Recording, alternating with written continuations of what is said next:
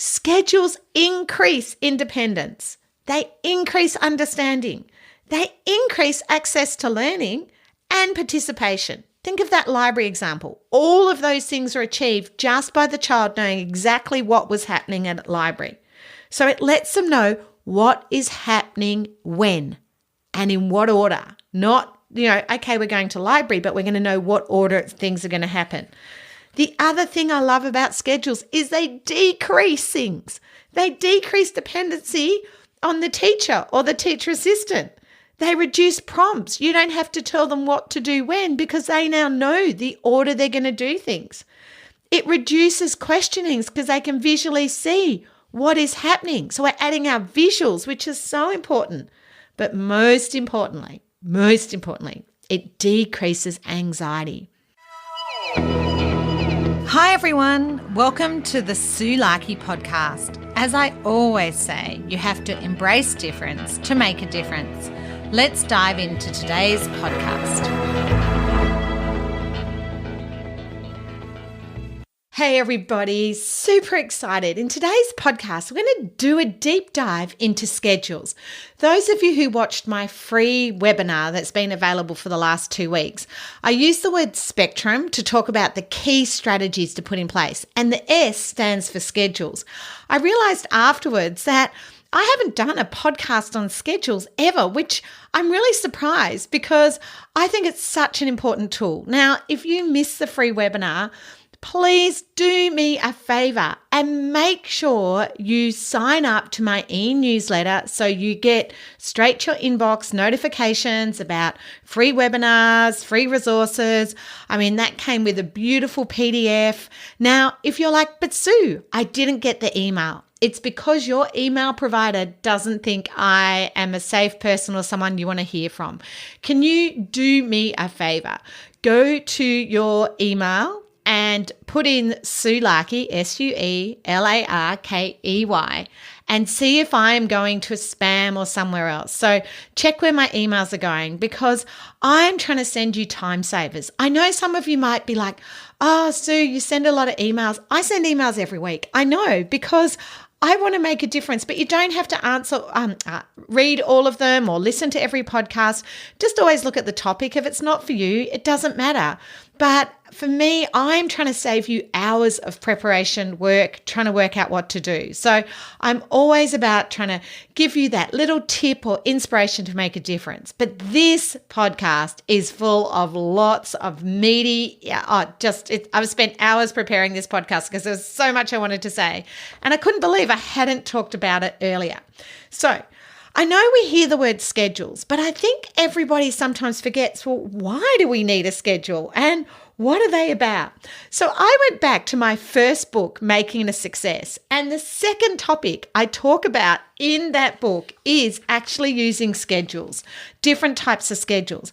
But one of the things I did when I had an autism class or a class for children with autism was actually we would start every day with each child doing their individual schedule. Now, some children would be cutting and pasting it. Some children would be ordering it. My child with oppositional defiance would be choosing his own order that he wanted to do activities so he felt in control of his day. He would be choosing his rewards. Actually getting the child kinesthetically involved with that schedule. Another one of my little boys was a great handwriting task, so we were using it for that handwriting and he liked to write out the daily schedule. So straight up we're doing handwriting. Another one of my boys would be getting him to number. So he was doing numbers. So you can teach everything through the daily schedule.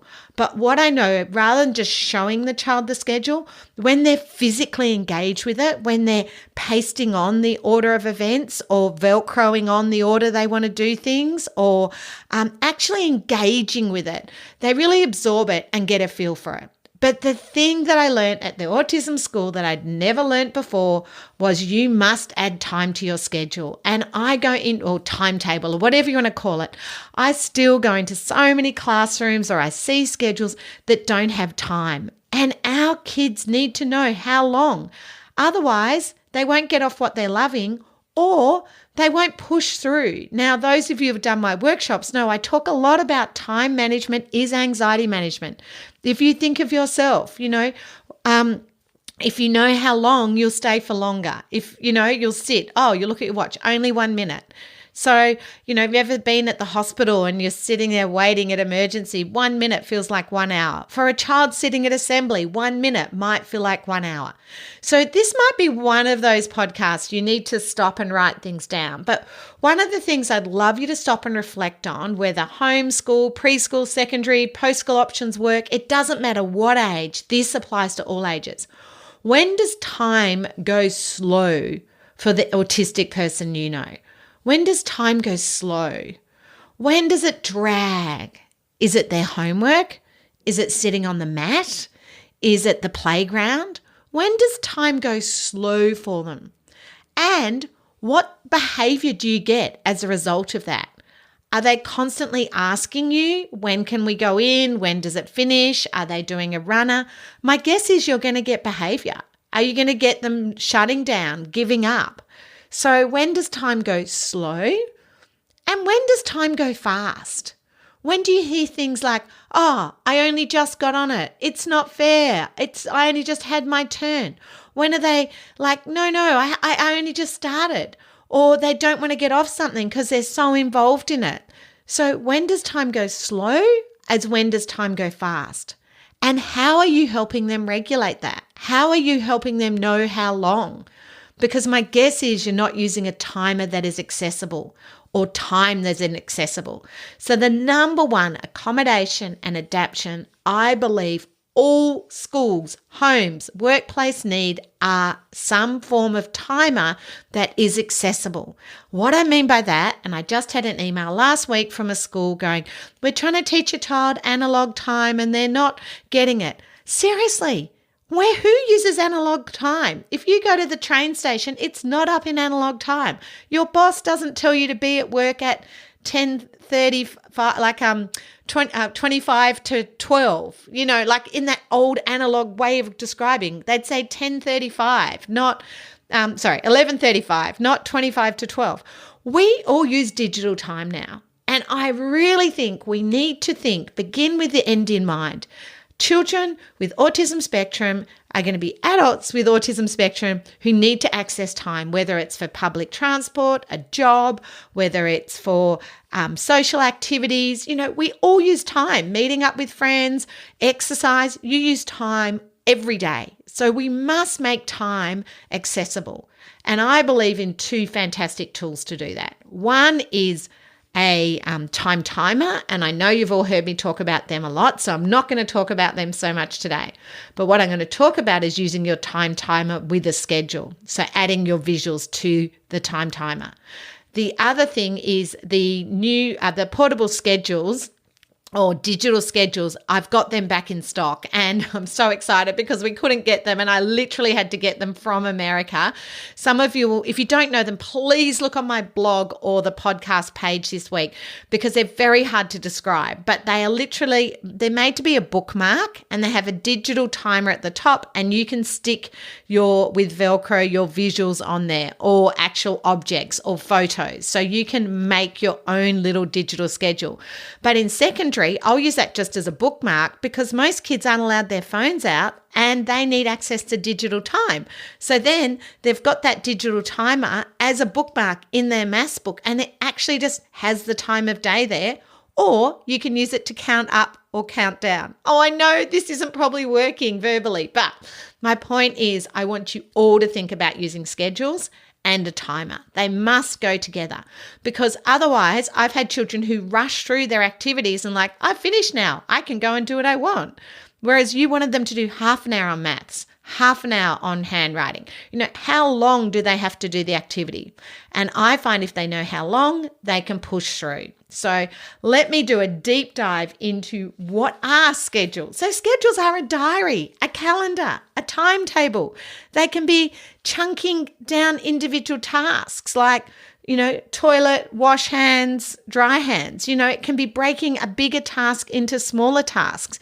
Temple Grandin, those of you who have done the Temple course with myself and Temple, she calls it chunking. And she is a visual learner, and she talks about how important it was in her jobs as an adult that tasks were broken down into chunks visually. So this is what a schedule is, not just a schedule. It's chunking things down. It's breaking it down slowly, slowing it down. So it enables the child to keep track of daily events, sequences, activities, but by adding the timer, it also lets them know the time frame, how long they're going to spend doing each of these activities. So I believe the most important things about schedules is they let students know what is happening when it's happening. Yes, what is it happening, when it is happening, and what sequence is happening. Okay, we're going to assembly, but what are we doing at assembly? Well, we're singing the national anthem, then the principal's giving out the awards, then year 5 are doing a song, then we've got the orchestra, but next week might be different and you need to change that. So the year 6 teachers giving out the awards, you need to let them know. And actually getting them to move those Velcro visuals on and off, or having a schedule they can tick off as they go. I like to use laminate and a whiteboard texter where they can tick them off or move them to the finish, getting them kinesthetically involved, getting them movement, not just looking at it, actually engaging with this makes the world of difference, I think. It helps them know the order of activities. So like I say, with the assembly, knowing the order, or if you're doing turn the tap on, put the soap on your hands, wash your hands for how long you're going to say. I mean, I know we want the children to wash their hands for longer. Some of my kids, it might be singing happy birthday and then turn the tap off, dry your hands. And some of my children need to know how long to dry their hands too, by the way. Some of them tend to just do a little dry, especially if they don't like hand dryers, you might want to use paper towel. So it's letting them know too that there's a change. Like if there's a change of teacher, well, is the teacher going to be away for 1 week or 5 weeks, a librarian? So on your schedule, you need to let them know we're going to library, and you might have a photo of who the new teacher is. And when they get to library, do they sit on the mat or do they return their books first? So you can break down, it's not just library, what are all the tasks they're going to do? And if you have the little digital portable schedules, you can actually put, we're at library for 50 minutes, set the timer for 50 minutes, and have in order each week the tasks they're going to do. Now, if there's a change, that's an opportunity to let them know. So if 1 week they're going to return their books first, then have a story, you can move it around with them. And can I tell you, it'll take you 20 seconds to move around and save you getting a lot of behavior. Because if they don't know what's happening, you're going to get behavior. You're going to get constant questioning. You're going to get disengagement. You're going to get some of my children, if it was library, they'd be hiding in a dark corner or go and reading a book they do like because they're trying to self-regulate. So actually letting them know, getting them to change the schedule makes the world of difference. So in my book, Making It a Success, what I say about schedules is this, and I thought I would just remind you, schedules increase independence. They increase understanding. They increase access to learning and participation. Think of that library example. All of those things are achieved just by the child knowing exactly what was happening at library. So it lets them know what is happening when and in what order. Not, okay, we're going to library, but we're going to know what order things are going to happen. The other thing I love about schedules is they decrease things. They decrease dependency on the teacher or the teacher assistant. They reduce prompts. You don't have to tell them what to do when because they now know the order they're going to do things. It reduces questionings because they can visually see what is happening. So we're adding our visuals, which is so important. But most importantly, it decreases anxiety. If children or adults know what is happening when and in what order, it decreases anxiety. If they know they are going to be going on Minecraft or reading a book at 1 o'clock, they're not going to ask you when. They're not going to be constantly getting anxious, worried when something's going to happen. They know. It's a bit like now we have Netflix, it's different. And on-demand shows. But back in the day, the TV guide, it was nice to know when your shows are on. Who used to love it? I lived in Melbourne, the Green Guide. That was a really important thing. It showed you the schedule, the TV schedule. So you knew when your shows were going to be on. And if you missed it, when the replay was. So for some of my children, that visual schedule creates the same calm and certainty. For some of my secondary school children, it might be just highlighting each week the timetable, putting in changes, but physically getting them engaged. I cannot emphasize enough, not just showing them, physically getting them engaged to highlight, underline, cross it out as they do it. Any of those things, physically getting them engaged in that calendar or activity. Now, when I had a class, when I worked in a special school, all my children had a calendar on their desk. And at the end of every day, and I had a class of 8 nonverbal children when I started doing this, and I used it with all my classes, they'd cross off each day. So we finished Tuesday, so we cross off Tuesday, tomorrow's Wednesday. And then I would have Wednesday's schedule up on the board before they left. Those of you who've done my courses, transition starts the night before. So we go through the daily schedule the night before.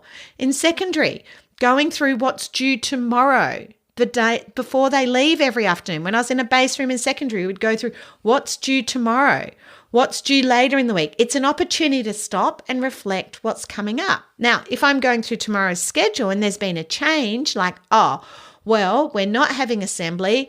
We've got a special, it's book week, and we've got a book parade.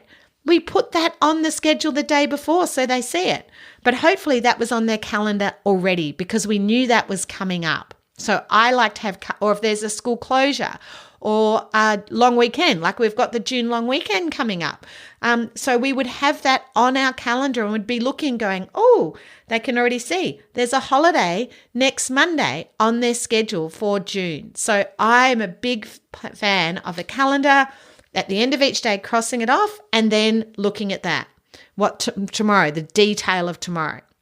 And then at home, I like parents to have a calendar and cross off each day that they're finished and then any personal events. And with Google Calendars now, it's so easy just to print that out and have things on there. And getting kids to add in things too. Like one of my little boys used to go to Target on a Friday to pay off his lay-by. His mum was fantastic. He loved money and he loved Lego, but when he was little, he liked the $3 Lego, but as he got older, he wanted the $100 Lego. So every week he would earn money in class and at home towards his Lego, and on Friday they would go and pay off the lay-by. And actually going and paying off the lay-by each week was he was learning money skills, he was learning going to the shops. There were lots of things he was learning through that experience. It was fabulous. It was so good. And it often took him a whole term to pay it off, but seeing that every week, the money being paid off really kept him motivated. So anyway, that was an aside. So I recommend you have at least 4 types of schedules: a calendar, a general classroom timetable or schedule, an individual work activity or schedules, and a sequence for routines like those wash hands, or when they get to their desk, some of my children have, get your book, get your pen, get your pencil, like a getting started routine. A getting started routine can be fantastic. So I'm sure you're already doing lots of these things, but can I just check you've got time with it? Have you actually got some time where that's applicable? So obviously I am a big fan of schedules, and I hope I haven't bombarded you with all these things. So I would love you to think about, where does time go slow? Where does time go fast? Could we introduce some sort of visual schedule? Where is a time a child has trouble moving from one activity to the next, transitioning? Where do they have trouble moving from one activity to the next? So parents, it might be getting up in the morning and getting ready for school. Well, do they need a visual schedule in the morning that says eat breakfast, get dressed, clean your teeth, get your bag, and maybe, it tells them how long for each activity. And then they might, the time that's left over is for them to do something they love. So they know they'll get time doing something they love before school once they've ticked off or moved through each of those activities. And that can be the same schedule every day. But some days you might have to go to school earlier than others, or they might have before school care. So where do they have trouble transitioning? Do you have trouble getting them off an activity? Well, my guess is they don't know what's happening when. And this is where I'd use the now, next, later. Now we're doing maths, and then you might have a more specific activity, what they're going to do, breaking it down into an individual schedule. Next, we're going to have 15 minutes on our iPad. And later, we're doing reading, okay? But you're going to tell them how long they're on their iPad. Otherwise, they'll think they're on it for the rest of the day. And I don't like finishing a schedule with something they love, because then they won't transition off it. So I would recommend that's in the middle. Now, with the new time timers, which if you haven't seen, have a look at my website. They are amazing. They have everything the old ones needed, i.e. they have magnets on the back now so you can put them on your whiteboard. They still have legs so you can move them around. This is it used to be called the large, now called the medium. I don't know why they changed the name, but the 20 centimeter ones. And now they come with a little card. Now, don't put on the card what the child's doing. Put what they're doing next. So when the timer goes off, they know where they're going, because they already know what they're doing. Okay, so I would have what they're doing next. So if their reward is next, that will help them push through finishing where they're at. Or if they're on their reward and going to something, they know where they're going next. So with your schedules, I think it's really important you think about what is accessible for the child too. So some children, actually just your board maker, which by the way is really expensive. If you don't have access to board maker, we still have the Picks for PECs CDs, which are hard to get now, but we stockpiled them because I think they're so much easier to have that CD. They have like 2,000 visuals. I don't know anyone who uses more than 2,000 visuals. Board makers like 10,000. Who's got time to make 10,000 visuals? But anyway, you might have some sort of visual system with pictographs, basically.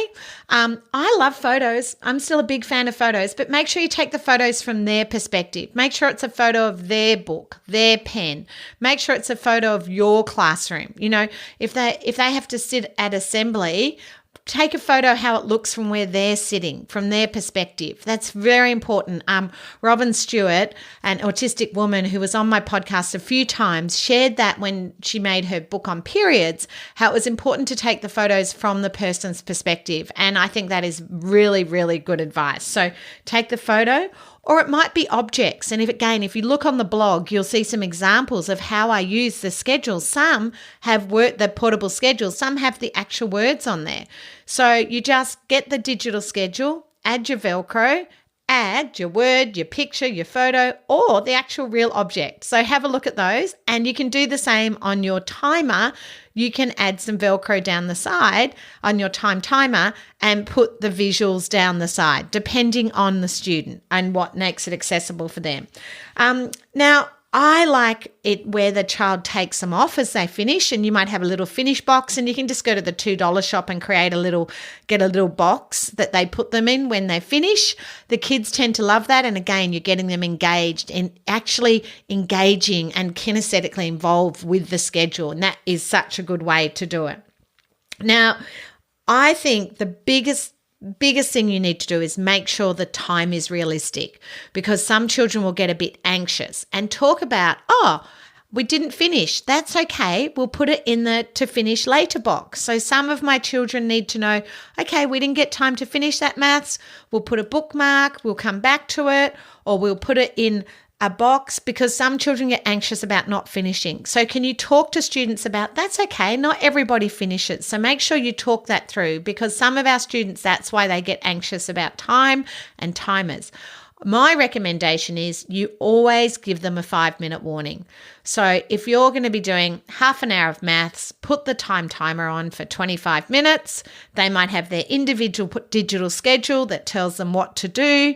And then 5-minute warning to finish off. For your ADHD kids, you'll get your best work in those last 5 minutes. So, and remember, for ADHD kids, schedules are just as important. They help with organization, routines. They help them knowing what's happening when. It helps them planning. So schedules are just as important for our ADHD kids. So I thought I'd give you a few examples of why and when and why to use schedules. Like, when are good times to use schedules? And I've put a whole heap of my favorite examples for home, school, and secondary on the blog or in the e-zine if you get it, my e-newsletter. So make sure you have a look at that too. So the daily schedule, well, obviously it ensures that the schedule, they know what's happening, how long they're doing each activity.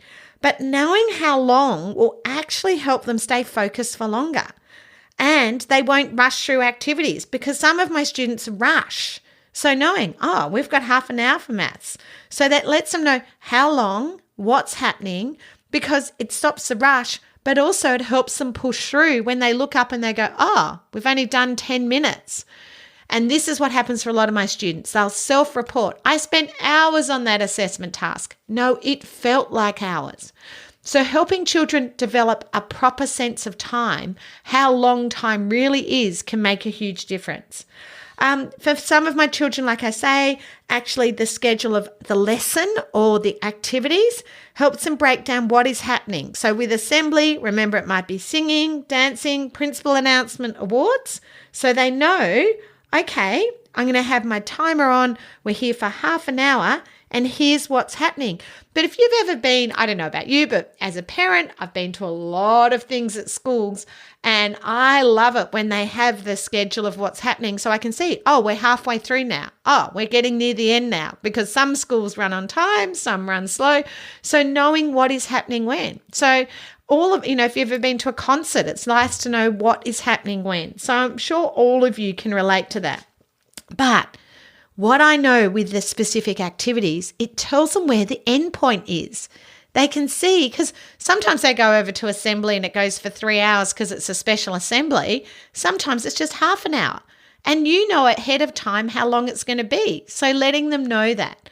I would also have I would go to a lot of schools that run on time. Everything's on time. But other schools are more flexible. If your school's more flexible, you need to say, sometimes we run on time, sometimes we finish early, sometimes we run late, and maybe write a social script around that we can always reset the timer for another 5 minutes. So I would be cautious though. If you say something's going to go for half an hour, I would let the child get up and leave after the half an hour if they need to, if they've pushed through to be there. The other way I think that we need to use schedules, timetables, is if there's going to be a change. So any change. So if it's raining and we're going to be inside, what are we doing instead? Are we watching a movie? Are we watching YouTube? Are we playing board games? Let them know what the change is. Don't just say we're not doing something. Let them know what's happening. So if you're going on school camp, that's going to be on your calendar. And then you're going to tell them the bus leaves at this time, and you're going to tell them the individual activity. So it's very important. And like I say, if a teacher's away or a staff member's away, letting them know they're away and for how long. So on the library, if the librarian's away, we'll have a picture of the person relieving them if we know who it is, and we'll let them know they're here for 1 lesson, 2 lessons, 3 lessons if we know. Or if they're sick, they're away this week, I'll let you know next week. And actually letting them know that. So actually letting them know what is replacing an activity. And if you don't have a schedule or a timetable, you've got no way. You don't have a system in place to let them know about change. So very important. To break tasks down, and this is why I love the digital schedules. So you might do 10 minutes work, go for a walk for 2 minutes. Go to the toilet, 10 minutes work, have a sensory break, breaking things down into small tasks that works for them. This is part of their individual plan. So if they can only write, you might be write 2 sentences, do a finger exercise break, write 2 sentences, go to the toilet, write 2 sentences, have some barbecue shapes. So you can break it down into individual for them. And what I find, they love that because they can see when the breaks are coming up. And don't forget, I'm a huge fan of sensory breaks rather than using their rewards. Go for a walk, have a drink, go to the toilet, do some star jumps or have some quiet time, listen to one song on your one song of your music, or think about read. Some of my children need quiet time, read 3 pages of your book, whatever gives them a true break. And you all know I'm a huge fan of toilet timing, not toilet training, so this builds in our toilet timing. For my kids who are highly anxious, seeing on their schedule when their favourite activities are coming up makes them more relaxed. They can see they're going to get that downtime. So having that schedule is amazing.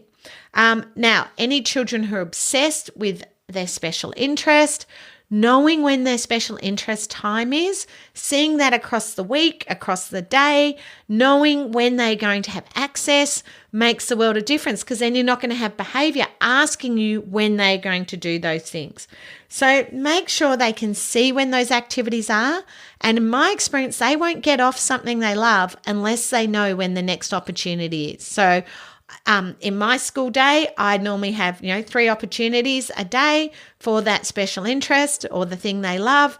And it might even be time with a friend, or, other children have time with their friends. So it might be 5 minutes with a certain student that they enjoy spending time with. And one of my boys, he loved building Lego. It was 5 minutes building Lego. And again, we'd put the timer on. So we're using these things together. Now, I want to explain a little bit more about these digital schedules. So they're actually called Mark My Time bookmarks, and they're made to help encourage children reading. But years ago, we started turning them into portable schedules, and they are just fantastic. I really need you to go on the website and have a look, because they are visual. They have a digital time at the top, and then you can choose for it to count up or count down. But more importantly, when you look at them, they have an orange button and you can pause. So unlike the time timer, you can't pause the time timer. So if I have a student who is procrastinating and we're going to do 5 minutes handwriting, I will pause the timer and I'll say, when you're ready, and I'll hit go and they'll start writing. Yes. So some of my children who procrastinate, if they get up and start walking around, I'll be like, oh, Matthew, I'm just going to hit pause because we're doing half an hour work for 5 minutes building Lego. So you can use it for students who pause. I do have to tell you, one of my mums was using it really effectively with her daughter for homework, who was a serial procrastinator with her homework and self-reported she spent hours on homework. So her mum was really good at setting it up. If her daughter got up to feed the dog or needed the toilet, she'd hit pause and be like, that's fine, Natasha, when you're ready, let me know when you start your homework and we'll hit go again, right? And what she discovered, her daughter was probably doing 10 minutes homework but spending 50 minutes procrastinating. And this helped her daughter stay on task and made her realize that the quicker she worked, the quicker she got to do things she wanted. And the procrastination actually wasn't serving her. Anyway, then her daughter was going on her computer and her game was taking ages to download, and she was allowed half an hour on her computer. So she says to her mum, oh, I'll just hit pause while it loads. And I just thought that was so funny, because she wasn't playing the game. As far as she was concerned, the computer was procrastinating. So she hit pause. And I said to her mum, I think that is perfectly reasonable. She is absolutely saying, well, the computer's wasting time and not doing anything, we'll hit pause. So I think where we can help children understand this, that it can make the world of the difference. And if they use it back with you, well, so be it.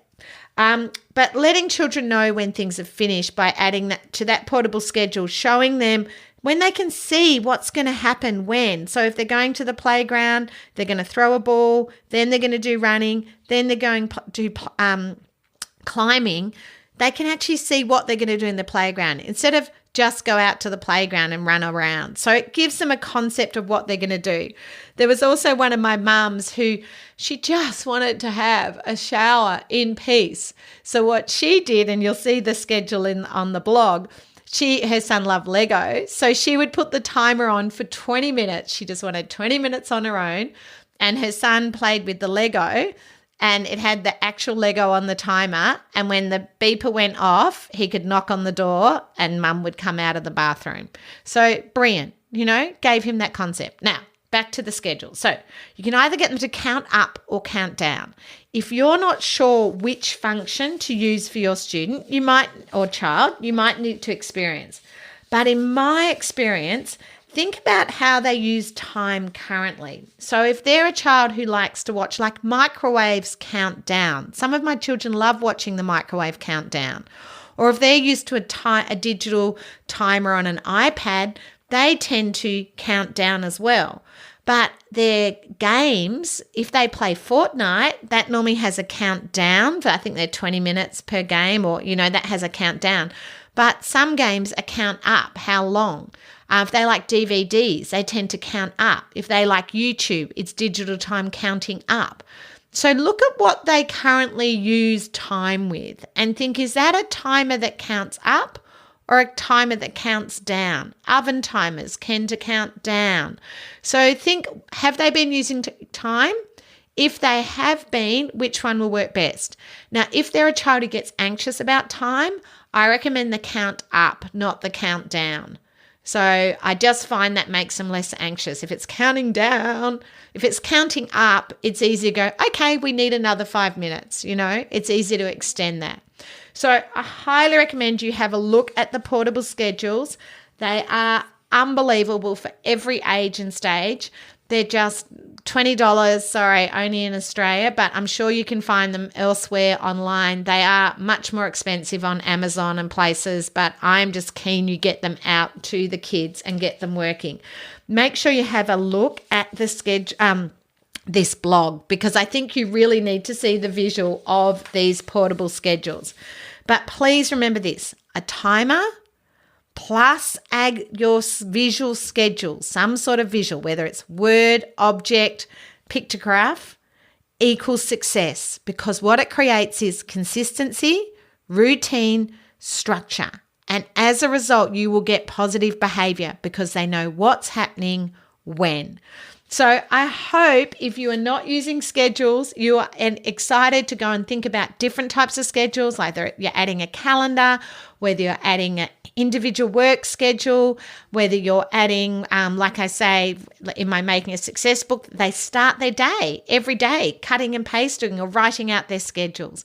Have fun. I promise you, schedules are such an important tool and we forget how important they are, I think. And if you're already doing all of this, it's just a good reminder why we do these things. Before I go, don't forget to check that my emails are coming through as a safe provider or whitelisted. And also, I would love you to think about your favorite podcast episode that you've enjoyed in the last month. And can you do me a favor and share it with friends, family, colleagues? Just take a moment to share it and let them know why you enjoyed it, because the more we share, the more we care, of course. But there's so many podcasts available at the moment, and I think that so often people don't find my podcast, and I get so many beautiful emails every day from people who tell me what a difference a podcast episode's made to them. Whether it's like this one, it's just reassuring you that, oh yeah, I'm already using schedules, or it's adding something new. So remember that most strategies only work for 1 in 10 children who are neurodiverse, but for that one child, it can make the world of difference. I have classrooms that have portable schedules for every student, and I have others who just have it for 1 or 2, but it's made the world of difference to that student. So I'm hoping one of the tips or strategies today make a world of difference to you and the kids you know. I hope you've got some great tips and strategies to make a difference. Remember, strategies wear out and not every strategy works for everybody. If you're ready to dive in deeper to more strategies and ideas to make a difference, I'd highly recommend you consider Dr. Tony Attwood or my online courses. For more information, visit my website www.sulaki.com.au.